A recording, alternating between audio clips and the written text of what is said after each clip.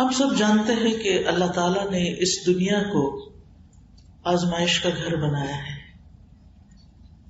انسان کی تخلیق کی حقیقت بیان کرتے ہوئے اللہ تعالیٰ فرماتے ہیں لَقَدْ خَلَقْنَا الْإِنسَانَ فِي كَبَدٍ، بلا شبہ یقیناً ہم نے انسان کو بڑی مشقت میں پیدا کیا.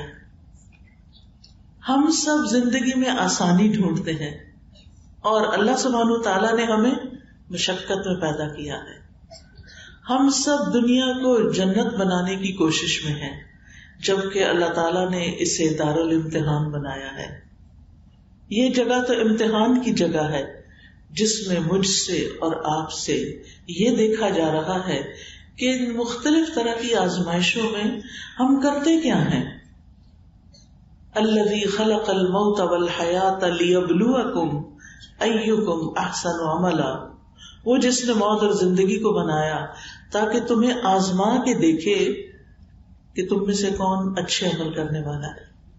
لہذا ہم سب کی آزمائش ہے.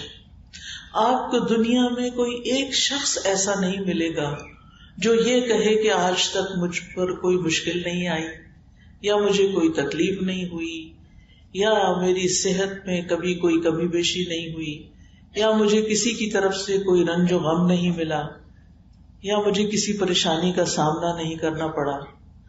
ہر شخص آزمایا جا رہا ہے اور ہر شخص کی آزمائش مختلف ہے.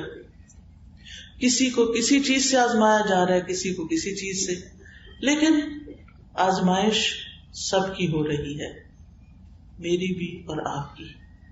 آزمائش یا امتحان، اس کے آنے پر ہمارا طرز عمل کیا ہے، ہمارا ری ایکشن کیا ہے، ہم کرتے کیا ہیں، یہ ہے اصل دیکھنے کی چیز. جو تکلیف آنے پر اللہ سے گلہ شکوہ نہیں کرتے، اللہ کی رضا پہ راضی ہو جاتے ہیں، اللہ تعالیٰ ان سے راضی ہو جاتا ہے. اللہ تعالیٰ ان کو ثابت قدمی عطا کرتا ہے.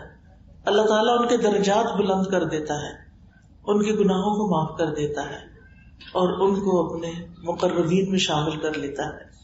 لیکن جو لوگ تکلیف آنے پر ناراض ہوتے ہیں، واویلا کرتے ہیں، غصہ کرتے ہیں اور اللہ تعالیٰ سے ناراض ہو جاتے ہیں، تو اللہ سبحانہ وتعالیٰ بھی ان سے ناراض ہو جاتا ہے.